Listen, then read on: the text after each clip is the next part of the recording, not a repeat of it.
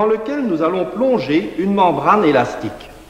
Membrane reliée à un manomètre à eau. Nous avons coloré l'eau du manomètre pour que les niveaux puissent être observés convenablement. Plongeons la membrane au sein du liquide.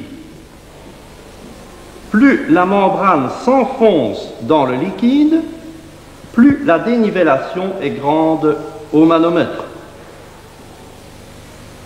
Si nous allons pratiquement au fond du récipient, nous avons une dénivellation maximum. Si nous remontons, la dénivellation diminue. L'observation de cette dénivellation nous donne la valeur de la pression au point central de la membrane.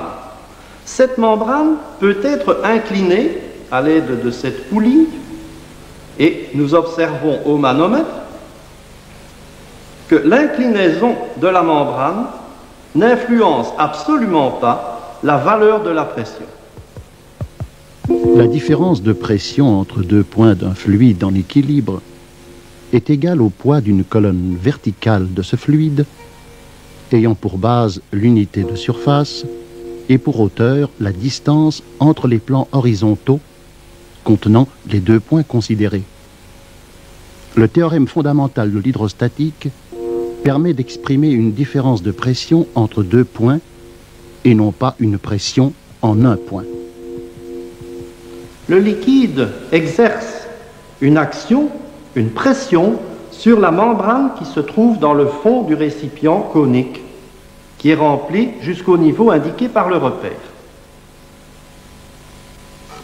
Vidons ce récipient de l'eau qu'il contient et remplaçons ce récipient conique, très évasé, par un autre d'une forme très différente.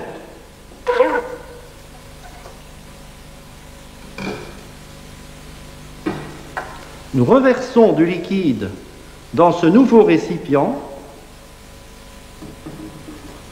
et observons le trait repère de manière à savoir jusqu'à quel niveau nous devons faire monter le liquide dans le nouveau récipient pour retrouver la même pression que tout à l'heure.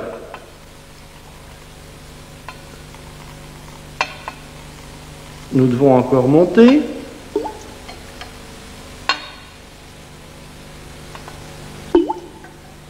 Et voici que nous avons retrouvé une pression sur le fond identique à la précédente. Changeons encore de récipient. Cette fois, nous remplaçons ce tube de diamètre constant par un tube de diamètre encore beaucoup plus fin.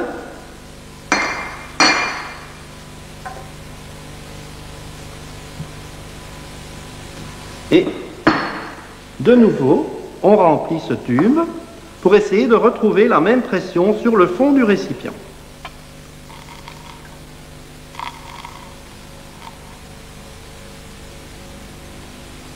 L'index va bientôt se retrouver au niveau précédent.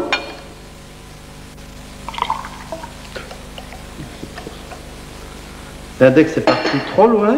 Nous devons diminuer le niveau pour retrouver la position précédente.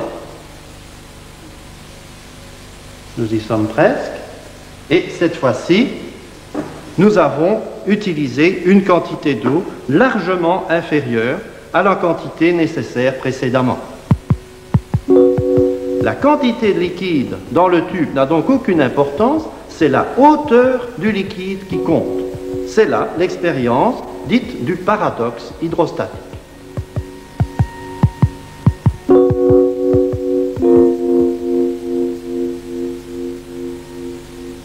La membrane est soumise à une pression hydrostatique qui ne dépend que de la hauteur du liquide contenu au-dessus d'elle.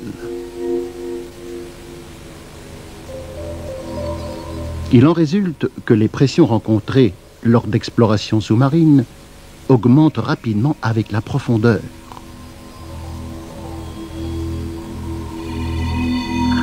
Dans les scaphandres, l'air intérieur est pressurisé de manière à équilibrer la pression extérieure de l'eau qui est fonction de la profondeur. En 1960, Le bathyscaphe du professeur Picard atteint une profondeur de 11 000 mètres dans la fosse des Mariannes. La descente du bathyscaphe est assurée par la pénétration de l'eau de mer dans les flotteurs. Cette eau assure l'égalité des pressions externes et internes à grande profondeur.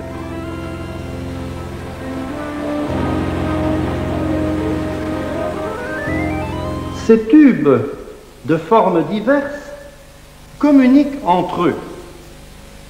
Et si l'on observe les surfaces libres du liquide dans chacun de ces tubes, on constate qu'ils se trouvent dans un même plan horizontal.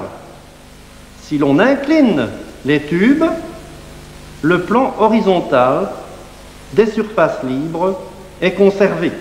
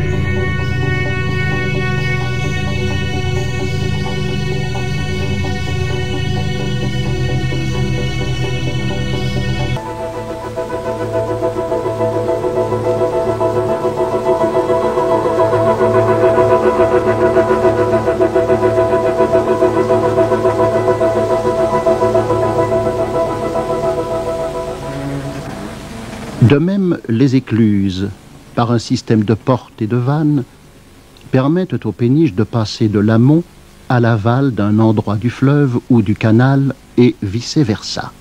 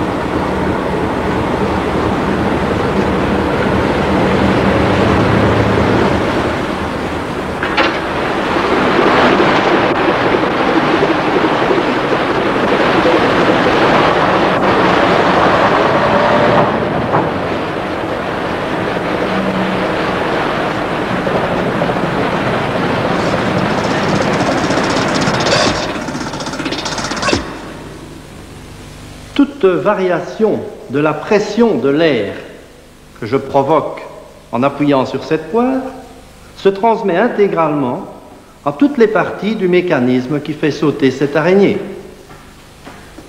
C'est le principe de Pascal. Ce théorème de Pascal s'énonce comme suit. Toute variation de pression exercée en un point quelconque d'un fluide en équilibre se transmet intégralement en tous les points du fluide.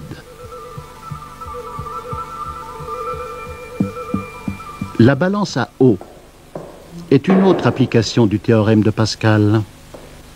La pression qu'exerce le corps correspond à la hauteur de liquide dans le tube.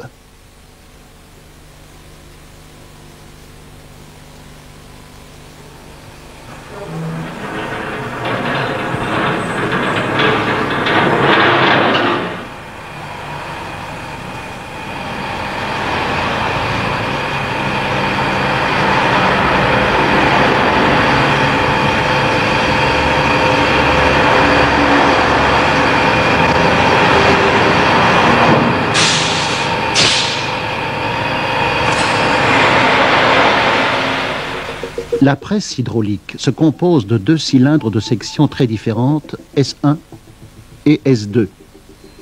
La pression se transmettant en tous les points du liquide, la petite force F1 donne lieu à une force F2 beaucoup plus grande, puisque le rapport des forces est égal au rapport des sections.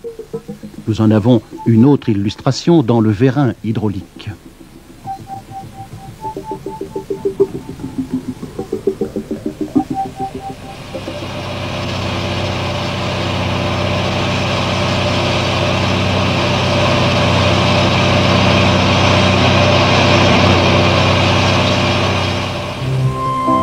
La masse volumique du corps humain est à peine supérieure à celle de l'eau de mer, sauf dans la mer morte, où au contraire, la masse volumique de l'eau est, elle, à peine supérieure à celle du corps humain. Quel beau temps pour une partie de pêche. Mais ça mord. Oh là, stop! Vous remarquerez que malgré le poids de sa prise, sa canne à pêche reste presque droite. La poussée d'Archimède égale au poids du volume d'eau déplacé par la prise contrebalance en partie le poids de cette dernière. Vas-y, continue.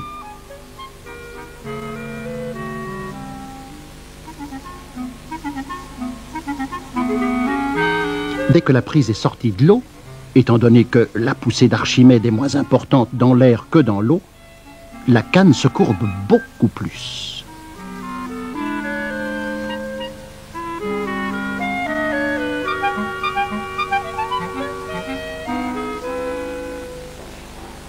Et voici l'expérience du ludion.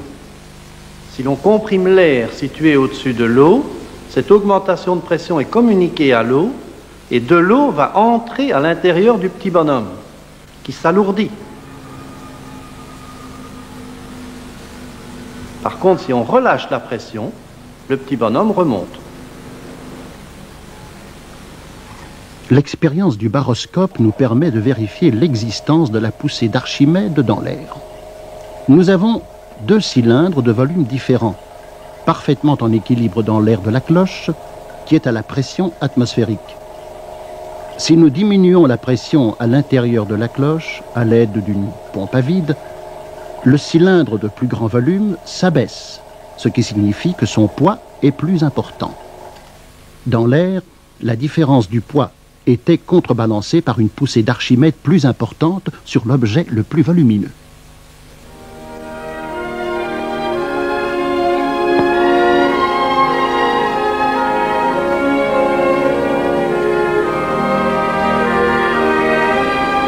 Les aérostats utilisent évidemment cette poussée d'Archimède qui, rappelons-le, est égale au poids du volume d'air déplacé par le ballon.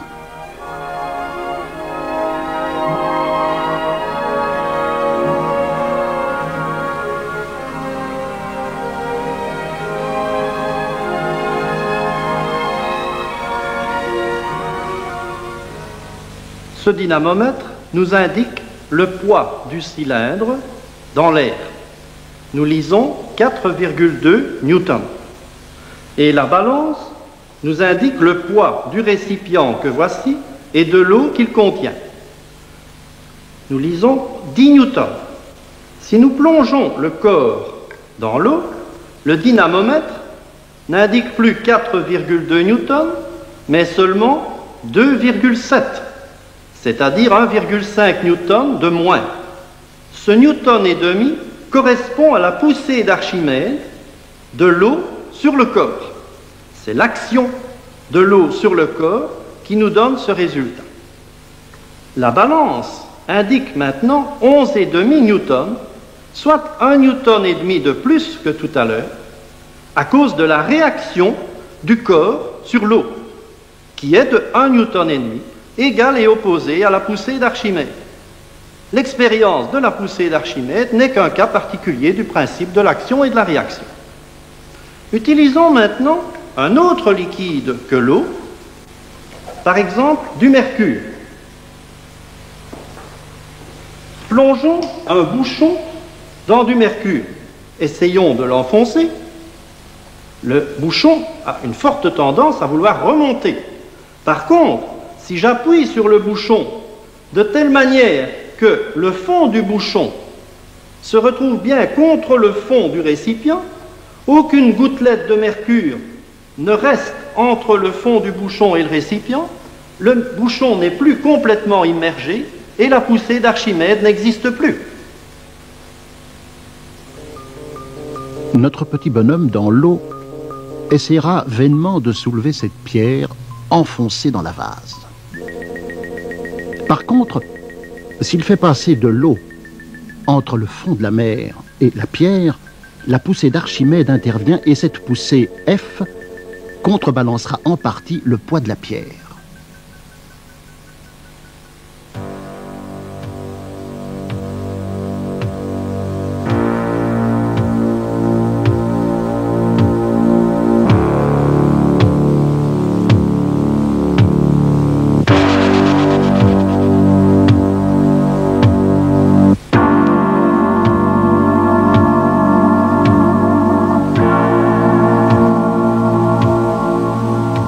Les glaces peuvent flotter à la surface des eaux grâce à la poussée d'Archimède qui équilibre leur poids.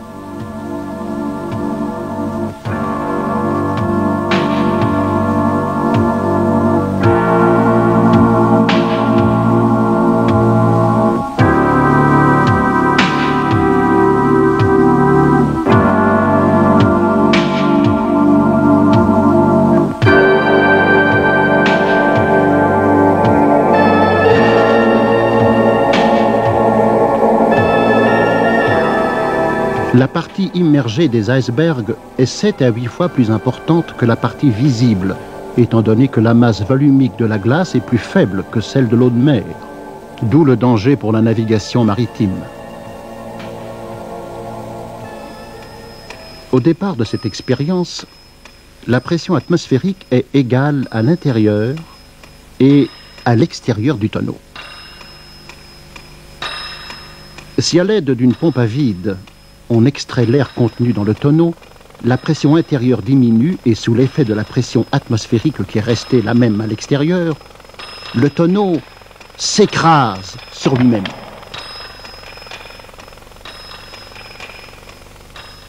Ainsi que Torricelli l'avait réalisé pour la première fois, remplissons ce tube à ras-bord à l'aide de mercure.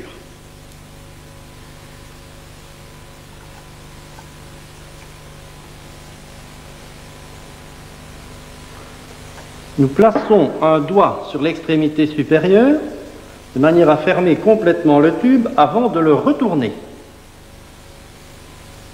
Et ce tube de mercure, nous le plongeons dans un bac contenant lui-même du mercure.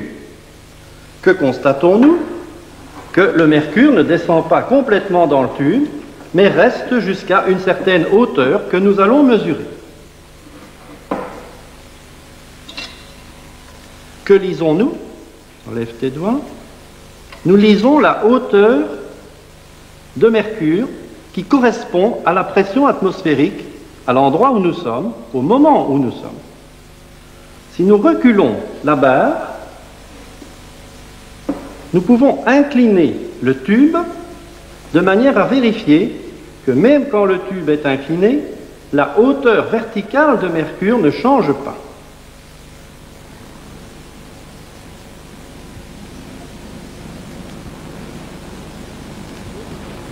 On peut également mesurer la pression atmosphérique en utilisant l'eau d'une piscine dans laquelle on plonge un tube de très grande hauteur.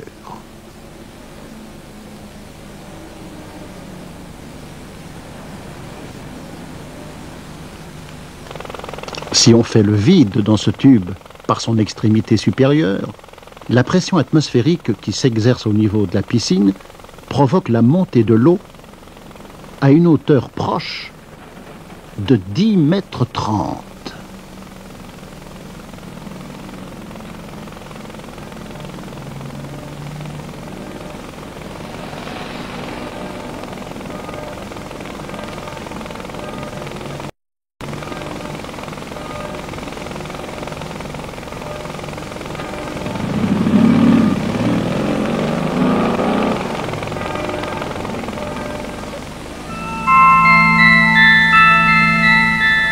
La pression atmosphérique varie en fonction de l'altitude du lieu, Elle diminue au fur et à mesure que l'on s'élève.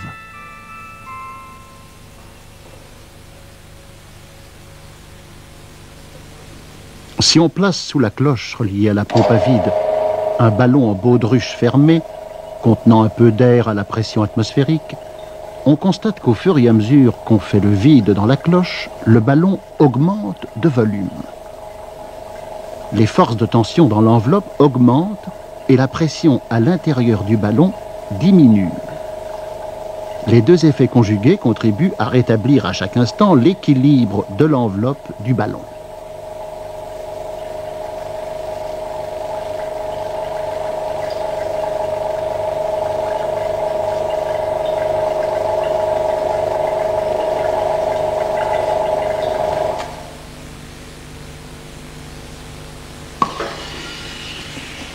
Voici d'autres illustrations de l'existence de la pression atmosphérique.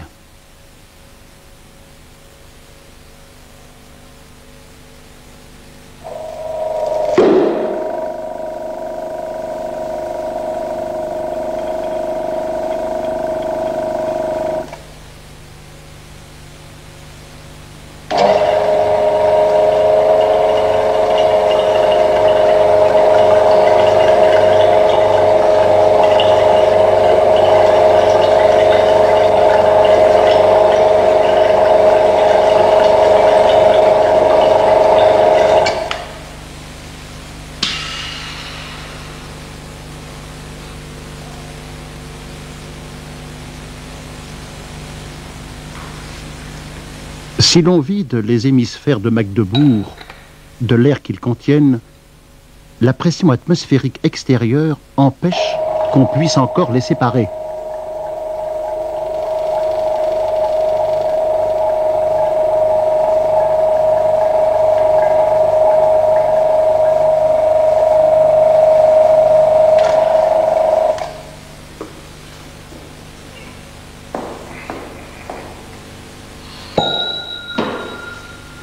Les ventouses procèdent du même effet de dépression provoqué à l'intérieur.